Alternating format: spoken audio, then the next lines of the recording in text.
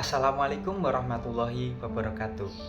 Yang terhormat kepada Profesor Dr. Mahfud Junaidi selaku dosen pengamu mata kuliah Filsafat Pendidikan Islam. Tak lupa kepada teman-teman yang saya banggakan. Sebelumnya, perkenalkan nama saya Lukman Ardiansa, mahasiswa semester 4. Saya mahasiswa UIN Walisongo, Fakultas Ilmu Tarbiyah dan Keguruan, Prodi Pendidikan Agama Islam. Pada video kali ini saya akan mengulas tentang peran pendidikan dalam menangani kasus korupsi guna memenuhi tugas ujian akhir semester. Untuk lebih jelasnya silakan menonton video berikut ini.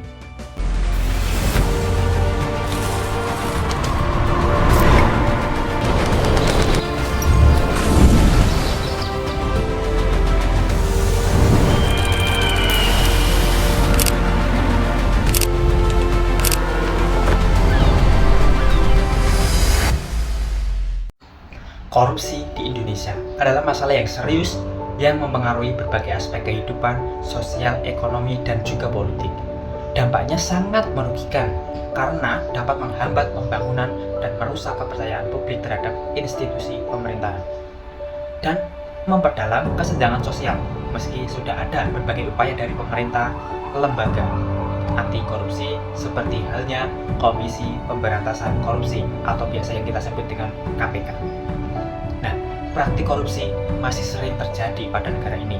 Penegakan hukum yang tegas, transparansi dalam pemerintahan, serta partisipasi aktif masyarakat adalah kunci untuk mengurangi dan memberantas korupsi di Indonesia.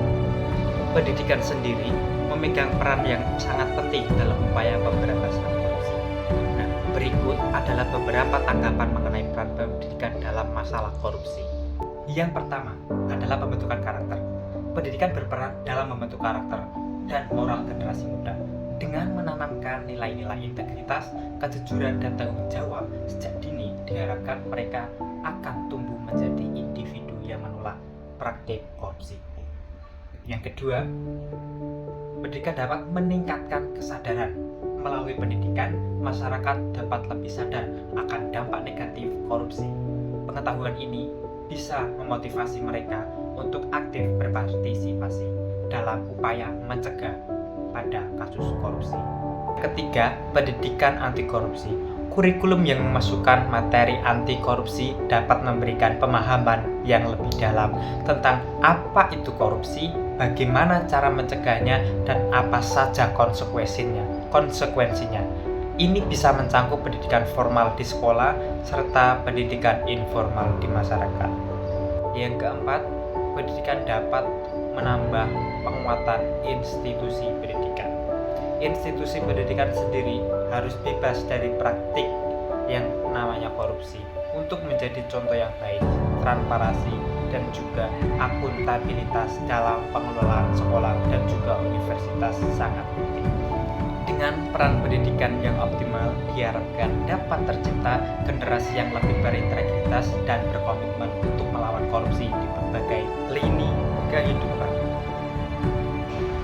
Untuk itu, mari kita bersama-sama melawan korupsi demi masa depan yang lebih baik.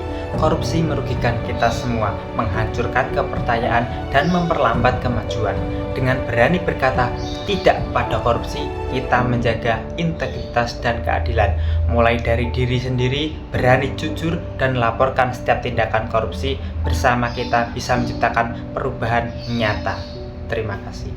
Wassalamualaikum warahmatullahi wabarakatuh.